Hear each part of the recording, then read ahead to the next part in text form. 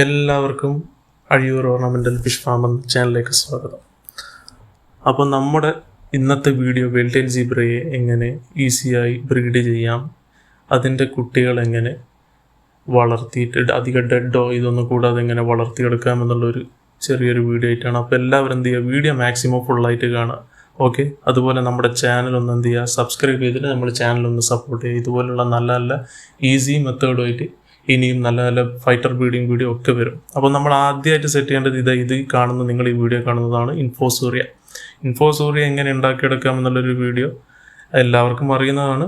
പക്ഷെങ്കിലെന്ന് വെച്ചാൽ ഇതുപോലെ എങ്ങനെ നല്ല ക്വാണ്ടിറ്റിയിൽ എങ്ങനെ ഉണ്ടാക്കിയെടുക്കാം എന്നുള്ളതും ഒരു വീഡിയോ ഞാൻ ചെയ്യുന്നുണ്ട്. ഓക്കെ, അതുപോലെ തന്നെ മെയിനായിട്ട് വേണ്ട ഒരു ഘടകം പഴയ വെള്ളമാണ്.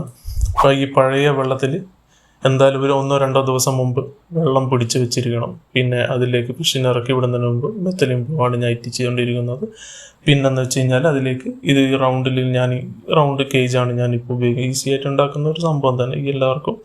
ഓക്കെ, അതിലേക്ക് ഒരു ഈവനിങ് ആയതോട് കൂടിയിട്ട് എന്ത് ചെയ്യുക, ഈ മെയിലിനെയും ഫീമെയിലിനെയും അതിലേക്ക് വിട്ടുകൊടുക്കുക. ഓക്കെ, ഈ മെയിലിനെയും ഫീമെയിലിനെയും ഇടുന്നതിന് മുമ്പ് നമ്മൾ ശ്രദ്ധിക്കേണ്ട ഒരു കാര്യം എന്ന് വെച്ച് കഴിഞ്ഞാൽ, ഒന്ന് ഫിഷ് നല്ലൊരു കണ്ടീഷൻ ആയിരിക്കണം. അതായത് എന്ന് വെച്ച് കഴിഞ്ഞാൽ വല്ല അസുഖമോ ഇതോ എന്തൊക്കെ ഉണ്ടെങ്കിൽ ആദ്യം ഒന്ന് ചെക്ക് ചെയ്യാം. അതിന് നിങ്ങൾക്ക് ചെറിയ ഡിസ്പ്ലേ ടാങ്ക് ഒക്കെ ഉണ്ടെങ്കിൽ അതിലിട്ടിട്ട് ചെക്ക് ചെയ്യാം.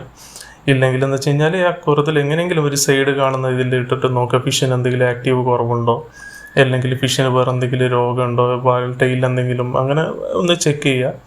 അതിനുശേഷം മാത്രം ആ ഫിഷിനെ ബ്രീഡിങ് ഉപയോഗിക്കുക.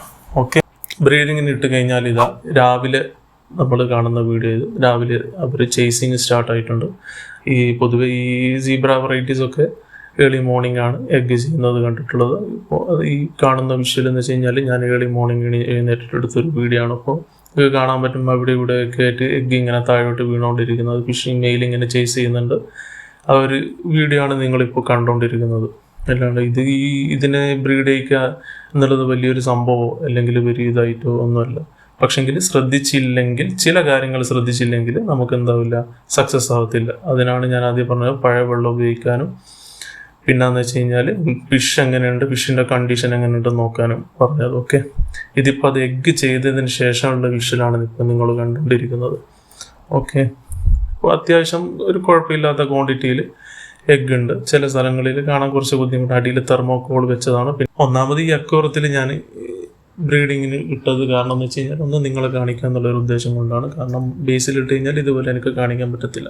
അപ്പോൾ എഗ്ഗ് ചെയ്തതിന് ശേഷം എന്ത് ചെയ്യുകയെന്ന് വെച്ച് കഴിഞ്ഞാൽ എയറേഷൻ, അതും ഓവർ ഫോഴ്സ് കൊടുക്കാതെ ഒരു മീഡിയത്തിൽ, ഇതിപ്പോൾ ഞാനിട്ട സ്പീഡിൽ എഗ്ഗ് ഷെയ്ക്ക് എന്താ പറയുക പാറിപ്പോകുന്നപ്പോൾ അങ്ങനെയുള്ള ഒരു കാര്യങ്ങളൊന്നും വരത്തില്ല. അപ്പോൾ ആ ഒരു രീതിയിലുള്ള എയറേഷൻ ട്യൂബ് ഇട്ട് ഉപയോഗിക്കുക. പിന്നെ അതിൻ്റെ പിറ്റേ ദിവസം കാണുന്ന ഒരു വിഷ്വൽ എന്താ വെച്ച് കഴിഞ്ഞാൽ, ഈ എഗ്ഗിനുള്ളിൽ ആ പച്ച കളറിൽ നിങ്ങൾക്ക് കാണാൻ പറ്റും. ഇതാണ് നമ്മുടെ വെൽറ്റൈൽ സീബ്ര വിരിയാൻ പോകുന്നതിൻ്റെ ഒരു അപ്പം അതിൻ്റെ മുകളിലൊരു വിഷ്വലാണ് ഇപ്പം കാണുന്നത്. ഇപ്പോൾ അടിയിൽ തെർമോക്കോൾ വെച്ചതുകൊണ്ടാണ് അതിൻ്റെ എഗ്ഗിൻ്റെ ആവരണം നിങ്ങൾ കാണാത്തത്. അപ്പം ചെറിയ പാലുള്ളത് നിങ്ങൾക്ക് കാണാൻ പറ്റും സൂക്ഷിച്ച് നോക്കിയാൽ.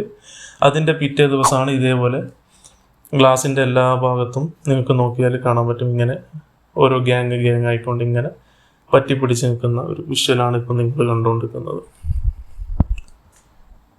ഇതിപ്പോൾ നിങ്ങൾ കണ്ടുകൊണ്ടിരിക്കുന്നതെന്ന് വെച്ച് കഴിഞ്ഞാൽ അതിൻ്റെ തൊട്ട ദിവസം കുറേ ആൾക്കാർ അതുപോലെ വിരിഞ്ഞിറങ്ങിയവർ ഗ്ലാസിൻ്റെ അവിടെ ഇവിടെ ആയിട്ടൊക്കെ നിന്നത് കാണാം. അത്യാവശ്യം കുറേ ആൾക്കാർ ഇങ്ങനെ അത്യാവശ്യം ഫ്രീസിങ് ആയിക്കൊണ്ടിരിക്കുന്നത്. അപ്പോൾ നമ്മൾ എന്തെന്ന് വെച്ച് കഴിഞ്ഞാൽ ഒരു ചെറിയൊരു പാട്ടയിൽ അത്യാവശ്യം ഇതേപോലെ ഇൻഫോസൂറിയ കളക്ട് ചെയ്യുക. എന്നിട്ട് എന്ത് ചെയ്യുകയെന്ന് വെച്ച് കഴിഞ്ഞാൽ ആ ടാങ്കിലേക്ക് പയ്യെ ഒഴിച്ചതിന് ശേഷമുള്ള വീഡിയോ ആണ് ഇപ്പം നിങ്ങൾ കാണുന്നത്. ഓക്കെ, അപ്പോൾ അത്രയും ഇൻഫോസൂറിയ ഉണ്ട്. ഓക്കെ, അതിങ്ങനെ പയ്യെ ആ ഫിഷ് ഇങ്ങനെ കേച്ച് ചെയ്ത് കഴിച്ചോളും. ഈ ഇൻഫോസൂറിയ ഇല്ലാതെ ഒരാളും ഈ വീഡിയോ ബ്രീഡിങ്ങിന് നിന്നിട്ടോ ഒന്നിനും കാര്യമില്ല. കാരണം ഇൻഫോസൂറിയ എൻ്റെ അറിവിലെന്ന് വെച്ച് കഴിഞ്ഞാൽ ഏറ്റവും ഈസി ആയിട്ട് ഒരാൾക്ക് എങ്ങനെ ഇതിനെ വളർത്തിയെടുക്കുക ഫസ്റ്റ് ഫീഡ് എന്ന് പറയുന്നത് ഇൻഫോസൂറിയാണ്. എൻ്റെ ഒരു എക്സ്പീരിയൻസ് വെച്ച് നോക്കുന്നേരം എനിക്ക് ബെറ്ററായിട്ട് തോന്നിയിട്ടുള്ളൊരു സംഭവം ഈ ഇൻഫോസൂറിയ. എന്തായാലും 1-2 ദിവസം കാണാൻ പറ്റും നിങ്ങൾക്ക്. അതിൻ്റെ വയറൊക്കെ ഇൻഫോസൂറിയൊക്കെ കഴിച്ചിട്ട് ചെറിയ ബൾജ് ചെയ്തിട്ട് നിൽക്കുന്നൊക്കെ കാണാൻ പറ്റും. അതാണ് പറഞ്ഞത്, ഇൻഫോസൂറിയ അതിന് പെട്ടെന്ന് ക്യാച്ച് ചെയ്യാനും പറ്റും. പിന്നെ അതിന് തൊട്ട ദിവസത്തിന് ശേഷമാണ് ഇതുപോലെ ഉണ്ടാവും ഫിഷൊക്കെ നല്ല ആക്റ്റീവായിട്ട്.